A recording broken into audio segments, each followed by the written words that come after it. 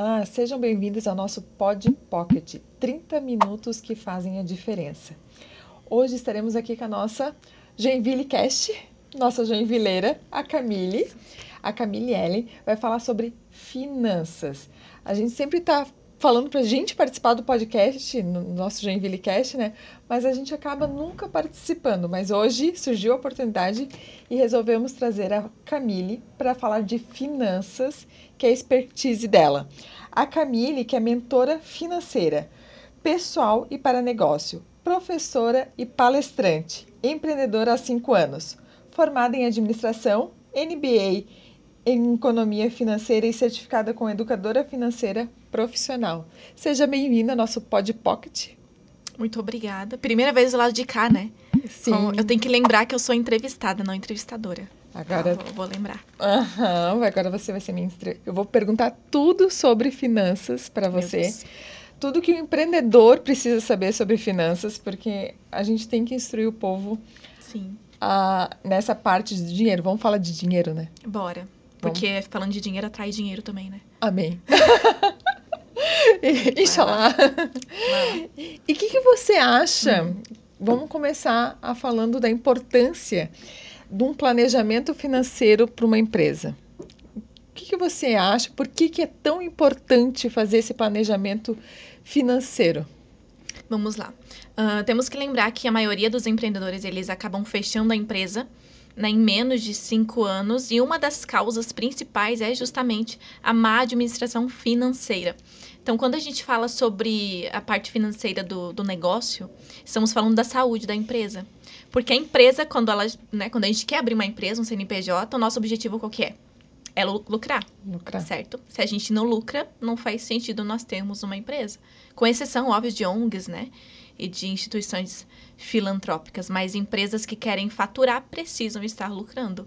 E para você identificar se a tua empresa está lucrando ou não, está dentro da linha do faturamento que se entende-se que é bom para a empresa, a gente tem que ter um controle financeiro bastante rigoroso. Desde uma empresa muito pequenininha até para uma empresa grandona. Né? Então, um pequeno empreendedor que abre o seu próprio negócio tem sim que ter uma administração financeira bem elaborada. Até é bom começar desde o comecinho, né? Porque se a gente começa desde o comecinho, é mais fácil a organização. E a gente ter um planejamento ali que vá aos encontros. Exatamente. É porque assim, Lu, tem gente que pensa que é muito complexo. Né? E se a gente for parar para pensar, o pequeno empreendedor que tem um negócio pequenininho que está começando, ele tem, assim, algumas anotações para fazer, correto? Que é o quê? É entrada e saída de dinheiro. E isso é muito simples de você fazer, tá? Até com caderno e caneta você já consegue ter um controle financeiro. Sim. Claro, a gente não orienta que seja feito isso sempre, né? Mas que você passe a usar um software ou até mesmo o Excel, que é um grande aliado para pequenos empreendedores que não têm condições de arcar com um software, né? Super elaborado. Então, começa, mesmo que seja com um bloco de notas de celular ou caderninho. Tanto que você tenha as informações anotadas, já é um bom começo. Planilha de Excel. O Excel serve para muita coisa, né? Sim, fora que tem modelos prontos, né? Editáveis. Sim, é verdade. São bem mais simples. E por que é importante conhecer e estudar dinheiro, né? Falar sobre dinheiro, conhecer dinheiro, estudar sobre isso. Cara, se a gente for parar para pensar que as empresas são compostas e são abertas por pessoas. E a gente vive numa cultura brasileira em que, infelizmente, as finanças não fazem parte do nosso dia a dia quando a gente está aprendendo sobre a vida. Né? Então, é uma das causas, inclusive, que a Mari, uma das nossas colunistas, né? E eu fizemos um projeto de educação financeira infantil para poder atuar realmente nas escolas, né? Porque isso não existe. Agora que está começando. Existe um movimento para isso, né?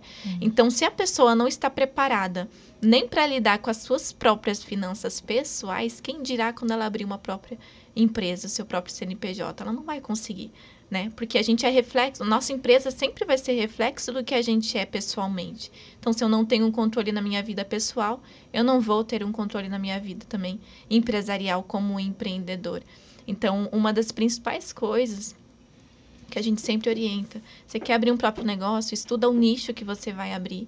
Estuda o seu cliente, a demanda que você quer, mas não deixe de estudar as outras partes que compõem a empresa, que além de finanças tem a parte do marketing, o comercial, o jurídico. E tem várias questões, né? Eu chamo isso de uma visão macro, né? A visão micro é aquilo que você é especialista, onde você vai atuar como empreendedor.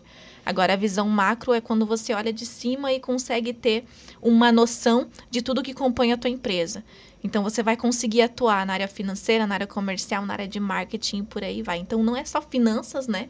Mas o empreendedor precisa aprender sobre tudo, basicamente. Com certeza. E eu vejo muitos... A gente vê, né, por aí, a gente já conversa antes também, muita gente misturando dinheiro, né? Dinheiro da empresa e dinheiro pessoal. Eu acho que muito por causa dessa falta de orientação financeira que a gente tem na escola, falta de uma disciplina de empreendedorismo que a gente tem na escola, né?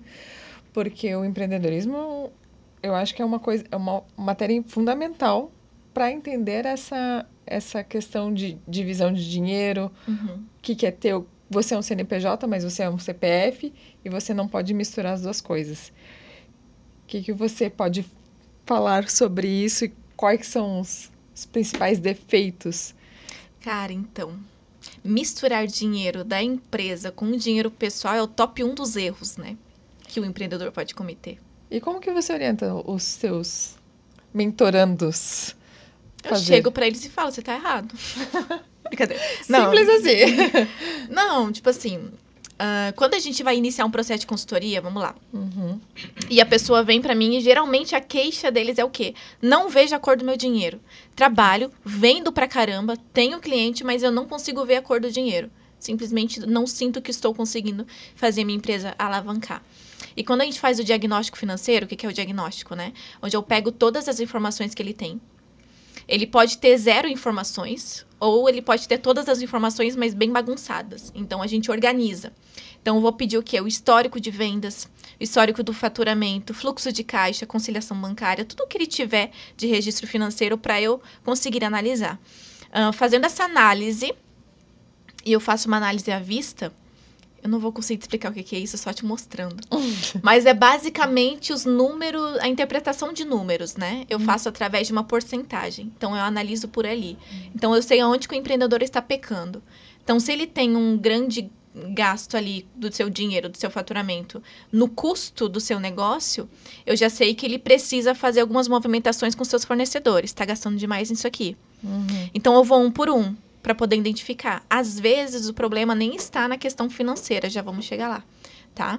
Mas, fazendo essa análise, às vezes eu percebo que, poxa, a empresa está faturando muito bem, ela está dentro do esperado para a modalidade dela, mas o cliente acaba falando que não consegue ver a cor do dinheiro.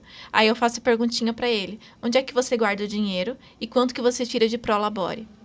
O que é Prolabore? Exatamente, aí eles me fazem essa devolutiva. O que é o Prolabore? Nunca ouviu falar nesse trem. Que nada mais é do que o salário do dono da empresa, do próprio empreendedor. Ele também precisa ter um salário até para a saúde financeira pessoal dele, tá? A gente pode conversar um pouquinho sobre isso. Então, assim, quando ele chega para mim e fala, não separo, eu pego o que tem. Ou então eu vou pagando minhas contas com, sei lá, tem um boleto de luz, eu vou lá, abro o aplicativo onde está o dinheiro da empresa e faço pagamento. Ou seja, está misturando, entendeu? Então, é claro que ele não vai ver a cor do dinheiro nunca, né? Sim. Porque ele não consegue separar. Ele não consegue nem usar a estratégia para alavancar porque ele não sabe o que está entrando, o que está saindo, Sim. Aonde está indo esse dinheiro, né? Ele não sabe aonde pode investir. Sim. Ele se perde na sua vida pessoal. Por quê? Nós também precisamos ter um controle na nossa vida pessoal. Também tem que haver uma planilha lá, pessoal, para você controlar suas finanças, né? Então, assim, se eu não sei o quanto eu tenho de salário, eu não sei com quanto eu posso contar para viver meu mês. Sim. E tem muita gente que não sabe nem o que é reserva de emergência. Exatamente. Aí tem que começar lá do pessoal para ir se organizando no pessoal para chegar na empresa. E é isso que eu faço. Por quê? Veja bem. Se eu percebo que a pessoa está completamente perdida na sua vida pessoal, primeiro, se mistura dinheiro pessoal com dinheiro da empresa, é quase certeza que a sua vida pessoal tá uma bagunça. Porque ele não consegue arcar com alguma conta que ele queira fazer. Quero comprar um carro, sei lá. Vou dividir, vou financiar. ele não tem uma certeza do quanto ele tem disponível nos meses para poder arcar com aquele credor, com aquele compromisso financeiro, né? Se ele tivesse um salário definido, ele já sabe com quanto ele pode contar. Agora, quem mistura não sabe. Então, além de atrapalhar as finanças da sua empresa, ele também está atrapalhando a sua própria vida pessoal, o seu próprio financeiro pessoal, né? Sim, daí que diz, um dia tá rico, outro dia tá pobre. Um dia tá rico, outro dia tá pobre. Porque a oscilação no empreendedorismo é constante. Então, eu acredito que tem que pegar uma média, né, de um tempo para conseguir avaliar o faturamento. Isso, como a gente faz? Se eu percebo que o empreendedor comete esse erro, eu não tenho como chegar para ele e falar assim, vamos definir o teu prolabore agora. Você vai ter R$2.000 para você para contar no teu mês e o restante é só da empresa. Eu vou ferrar com a pessoa. Porque ela não tá preparada para poder sobreviver com os R$2.000. Entendeu? Então, o que eu faço? Vamos primeiro atuar na tua vida pessoal. Vamos numa mentoria individual primeiro, na tua família, para poder colocar em ordem a tua casa. E depois a gente continua com a empresa, porque aí sim a gente consegue definir um prolabore e você consegue trabalhar em cima disso. Então, eu não posso simplesmente definir o prolabore para a pessoa e deixar ela Deus dará, entendeu? Então, muitas vezes eu acabo trabalhando com esse empreendedor na vida pessoal e na sua vida empresarial também. E o que é necessário para fazer essa organização da vida pessoal financeira e da vida profissional financeira? O que é necessário? O que é necessário? Eu. Camille, contrate a Camille que você vai ser sucesso. O que é necessário? Primeiro, lógico, uma mentoria, uma consultoria é perfeito, né? Porque quando a gente fala de uma mentoria, a gente está falando de alguém que já passou pelo processo, que conhece o caminho e é muito mais fácil de você caminhar. Sim, com certeza. Então, é um método validado, né? Com certeza. É mais simples. E, às vezes, um bloquinho de nota e uma planilha de Excel também consegue organizar. Mas o principal, Lu, que eu digo é disciplina. Sabe por quê? Não adianta nada me contratar como mentor ou consultora, por exemplo, se a pessoa não estiver disposta a se movimentar. Ah, com certeza. Entende? Eu acho muito que a questão financeira é mais a cabeça, é hábitos de vida e o que tem na cabeça é o que você prega para você do que outra coisa. É porque se a gente pensa que a pessoa não foi educada financeiramente nunca na sua vida, ela tem uma maneira de pensar, né? Então, eu sempre digo que a mentoria é um processo no qual você se reeduca. Sim. E mais difícil do que aprender algo novo é ter que reaprender, né? Alguma coisa. Então, você já tinha uma ideia em mente, né? Já tinha uma crença limitante acerca de alguma coisa e, de repente, você percebe que aquilo não está certo e tem que aprender do zero, né? Então, é muito complicado, porque a gente desenha a nossa vida toda em cima daquilo que a gente acreditava que era correto. Sim, e às vezes o que eu vejo muitas pessoas vão empreendendo e vai elevando o seu nível de vida conforme vai elevando o faturamento da empresa, ou o salário, ou qualquer coisa assim. E nunca pensa na reserva de emergência, no caixa da empresa. E isso eu acredito, porque assim, os momentos de baixa vão acontecer. Sim, né? E a gente tem que estar preparado para isso. E o que você acha que é o ideal ter para uma reserva de emergência, ou um fluxo de caixa? Para uma empresa? Para uma empresa ou para o pessoal? Assim, para o pessoal, a gente consegue definir de 6 a 12 meses, pelo menos, de reserva de emergência. 6 a 12 meses do teu faturamento, do que você precisa para poder subsistir, né? Sim. E para empreendedor, eu ouso dizer que 12 meses é o mínimo, né? Sim. Porque, assim, para uma empresa dar certo, quanto tempo é na luta, né? Porque o negócio tem o seu tempo para maturar, né? Tem, pelo menos ali 3 anos, tá? No mínimo. Pois é, então imagina que você fique 3 anos no empreendedorismo sem receber dinheiro e você tem uma reserva de 12 meses. Então, você tem que se planejar. Quando você vai fazer essa transição de carreira, eu acredito que você tenha que se planejar no mínimo esses 3 anos, né? É que assim, se a gente para pensar que uma pessoa que quer sair do CLT para poder começar o empreendimento, ela tem que estar preparada, não só fisicamente, mas mentalmente e financeiramente, né? Então, de duas, uma. Ou você tem uma boa reserva para você começar o teu negócio já sabendo que vai levar um tempo para maturar. ou você tem a sua reserva de emergência, que seu cônjuge, no caso, né? Que mantém, não, mas é verdade, que mantém ali os gastos da família até que o teu negócio consiga maturar. E o ideal para alguém que está transicionando de carreira é, pelo menos, fazer com que a empresa se pague. Chegue ali no seu ponto de equilíbrio, para não gerar o prejuízo, né? Porque se a gente tem alguém dentro de casa que está arcando com as despesas da família, para você ter tranquilidade para fazer o teu negócio decolar, que no mínimo ele consiga se pagar, sabe? Subsistir por conta própria, ser sustentável. Tá. E o capital de giro? Porque isso é para, no caso de pessoa física, né? Aí agora entrei na minha pessoa jurídica. E tem o capital de giro que eu preciso também ter ele ali para me resguardar quando eu preciso numa eventualidade. Porque momentos de crise sempre vão existir, né? Isso, é que na verdade o capital de giro, o que que ele é? Ele nada mais é do que uma quantia que você tem em dinheiro, tem que ter uma alta liquidez, né? Então, se você tiver ele investindo em alguma renda fixa, tem que ser de alta liquidez, porque ele vai te socorrer quando você precisa, igualzinho a reserva de emergência. Qual que é a diferença? O dinheiro do capital de giro é aquele que vai conseguir fazer com que a tua empresa tenha um giro orgânico. O que eu chamo de giro orgânico? Vamos desenhar aí um ciclo operacional, tá? Eu geralmente faço o desenho no quadro para meus alunos. Aqui eu não vou conseguir. O ciclo operacional é o início de um processo e é o final desse processo. Qual que é o início do processo? Se eu sou uma indústria, é a compra da minha matéria-prima. Então, eu compro a matéria-prima, ela chega na minha empresa, ela vai para a fábrica, ela é produzida, depois ela vai ser colocada no balcão, vai ser vendido e vai chegar na casa do meu cliente final. Então, o início é a compra da minha matéria-prima nesse cenário. E o finalzinho é quando o meu produto chega no meu cliente final. Então, aqui houve um ciclo operacional, entendeu? Isso tudo está relacionado a esse produto aqui que foi transicionando na empresa até chegar na mão do meu cliente. Só que tudo aqui tem um custo. Então, para o meu material chegar até a minha empresa, tem um custo da transportadora. Dentro disso tudo tem, o salário de quem está ali. Se eu trabalho com teleentrega, por exemplo, né? Para poder entregar meu produto para a casa do meu cliente.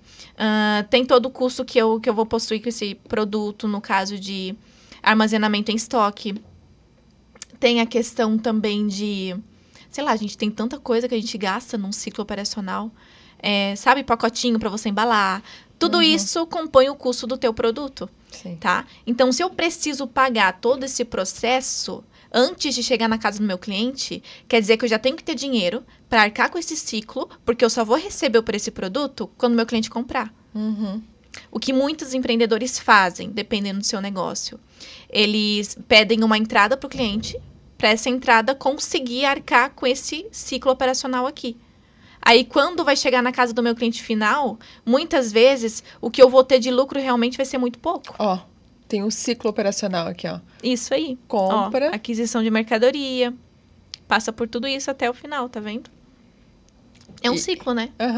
E isso tem que estar tudo ali embutido no preço do teu produto. Tem que estar embutido na precificação, obviamente.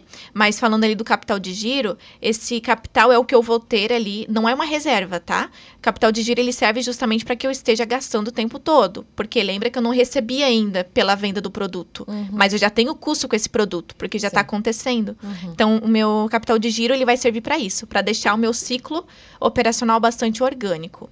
Certo? Entendi. Aí, quando eu recebo desse cliente aqui, o que eu vou fazer? Ele vai entrar no caixa da minha empresa, eu vou ter o meu lucro líquido com isso, mas também vou conseguir repor o meu capital de giro, porque ele não pode ficar desfalcado.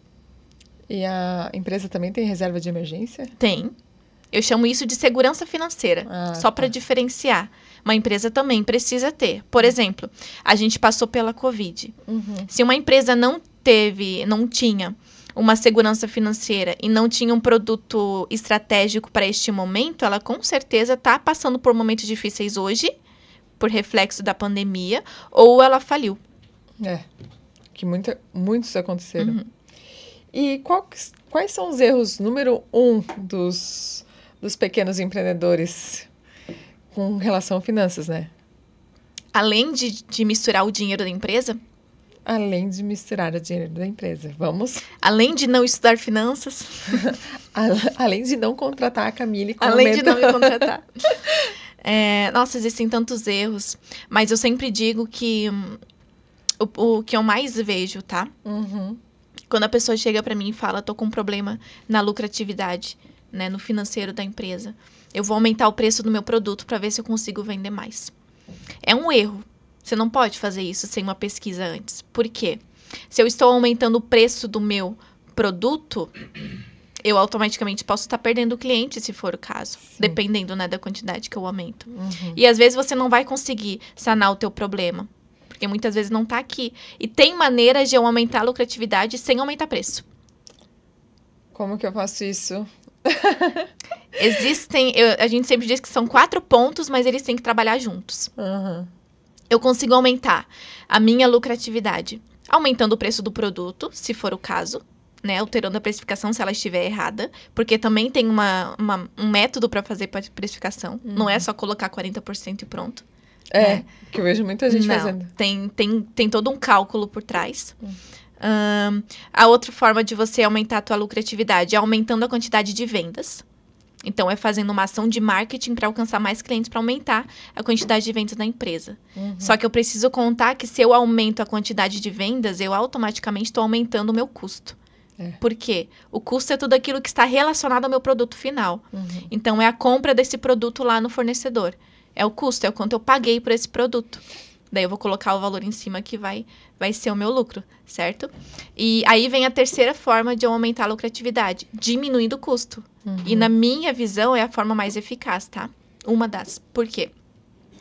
Se eu consigo diminuir o custo do meu produto, diminuir o preço que eu pago para o meu fornecedor, eu tenho uma margem de contribuição maior. Então, eu consigo manter o preço do meu produto, mas a minha margem aumentou. Então, meu lucro também aumentou, entendeu? Porque o custo diminuiu. Sim. Eu também costumo fazer esse desenho no quadro, não vai rolar aqui. Não, mas deu para entender. Sim. E a outra forma é diminuindo a despesa.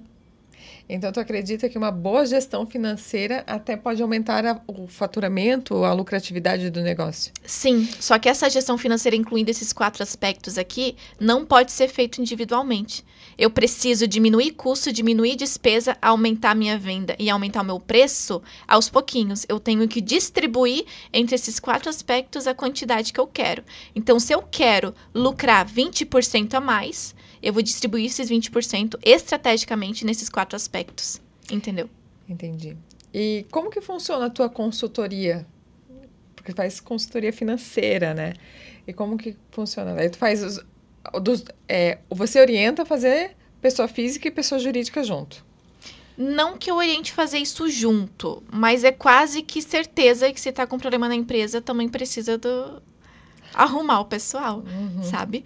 Mas assim, Lu, eu sempre faço um diagnóstico financeiro antes. Eu gosto de ser muito justa. Por quê? Porque precisa, né? Sim. Mas porque muitas vezes o problema da pessoa não é o financeiro. Pode estar influenciando nas finanças, sempre. Qualquer problema que você tiver na empresa vai influenciar nas finanças. Sim. Por que isso acontece? Se eu estou com um problema na minha gestão de pessoas, eu não estou sabendo tratar bem os meus funcionários, ou não estou conseguindo mantê-los, não sou uma boa líder, os meus funcionários não vão ter um alto rendimento, então não vão conseguir vender muito, eu não vou conseguir ter um faturamento alto e vou achar que minha venda está baixa, impactou o financeiro. Entendeu? Sim. Então, uma coisa leva a outra. Eu gosto de fazer o diagnóstico financeiro, onde eu pego todo o histórico financeiro da empresa, perguntas pessoais também para o empreendedor, para poder entender exatamente aonde que ele está pecando. Então, muitas vezes, pode ser que eu enxergue no diagnóstico financeiro que o problema não é na administração financeira.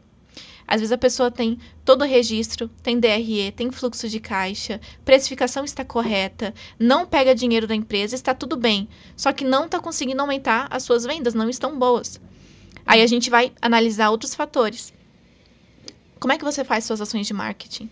Como que está o teu comercial? O teu público, o teu produto, será que é o ideal? Como é que está sendo feito?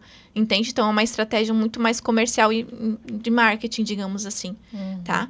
Então, quando eu faço um diagnóstico e analiso esses aspectos, a primeira coisa que eu faço é identificar dentro da minha rede de contatos profissionais que podem ajudar esse empreendedor. Sim. Entendeu? Então, através do levantamento financeiro, eu falo para ele, olha, teu problema, na verdade, está aqui.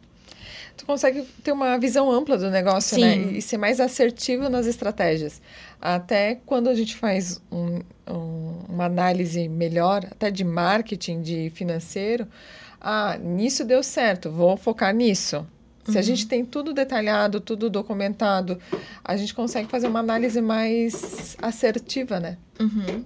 É o que eu falo da macrovisão, né? Da macrovisão, isso mesmo. Visão E sistêmica. quais são as 3 principais dicas para o empreendedor que estão começando para se organizar nessa vida financeira? Bom, primeira coisa, pelo amor de Deus, não mistura dinheiro pessoal com dinheiro da empresa. Vocês já sabem que isso não dá certo. 3 dicas, você quer que eu dê 3 dicas? 3 dicas, caramba. As 3 principais, não misturar o dinheiro da empresa.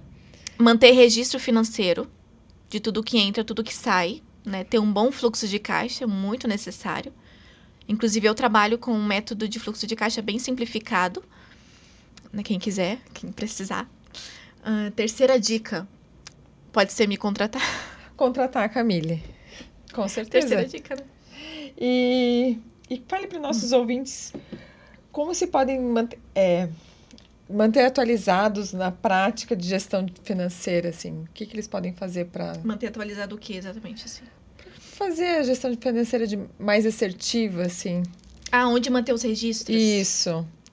Tipo, tem um software que te orienta, algum lugar além do Excel e da folhinha? Cara, então existem sim. Existem os softwares que são feitos especialmente para determinadas empresas, né? Mas eu sempre digo que eles não atendem os pequenos empreendedores, porque são caros, né? E quando a gente fala de um pequeno empreendedor, estamos falando de alguém que possivelmente está enquadrado num MEI, e o MEI tem um faturamento aí anual de 84 mil por ano, diluído em 12 meses dá 6 mil e pouquinho por mês. Então, assim, como é que você vai pagar muita grana no software? Porque é realmente caro. Né? E também não haveria necessidade para um pequeno empreendedor, tá? Eu digo sempre que o Excel, ele é muito versátil. A gente consegue montar muita coisa ali dentro. E a gente consegue montar, né? Do jeitinho que a gente quer. Então, é o designer que a gente entende, é um método que a gente consegue compreender. Então, a gente sempre faz o ideal para cada cliente. No meu caso, eu tenho algumas planilhas prontas, né? Para os meus clientes. E eu sempre começo com a mais basiquinha. Só para ele iniciar e sentir como é se organizar financeiramente. Para ele, aquilo já vai ser um bicho de 7 cabeças. Eu não posso chegar para ele com um negócio super difícil, porque ele não vai conseguir. Sim. Não vai ser sustentável a longo prazo, porque ele não vai querer fazer mais, entende?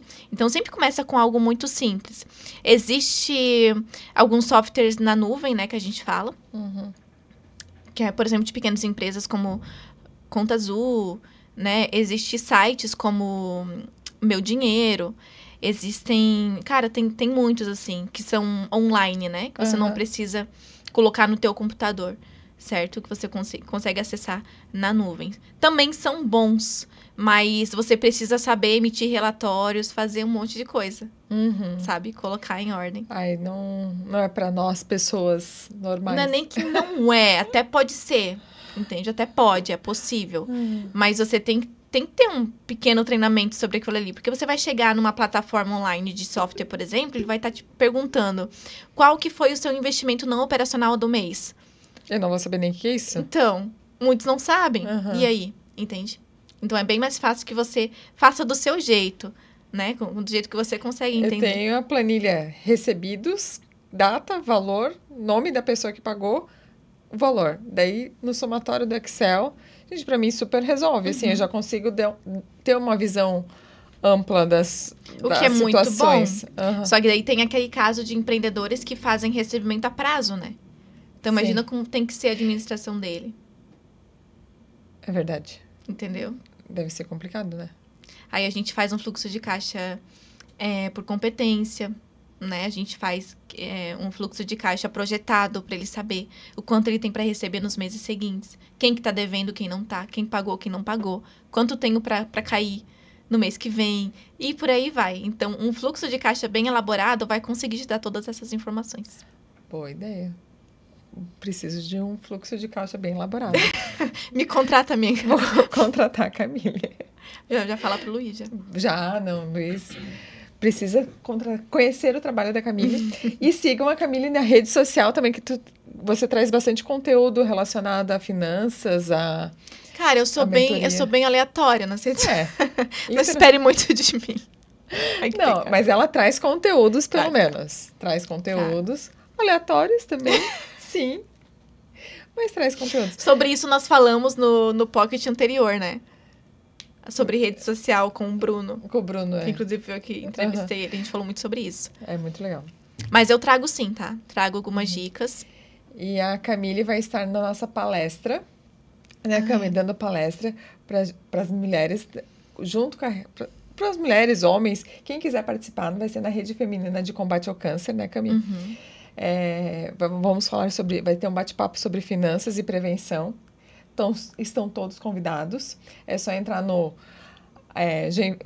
Instagram do Joinville No Instagram, na biografia, né? Na biografia está o link ali, como compra o convite. Vamos adorar receber todos, né? E a Camille vai dar... Isso foi um pinguinho do que ela vai falar pra gente no dia do nosso evento. Isso aí. A gente vai falar um pouquinho sobre finanças para, né, o empreendedor. Também a nível pessoal, eu acho super importante falarmos sobre isso para empreendedores também. Como a Lu falou, vai ser mais um bate-papo.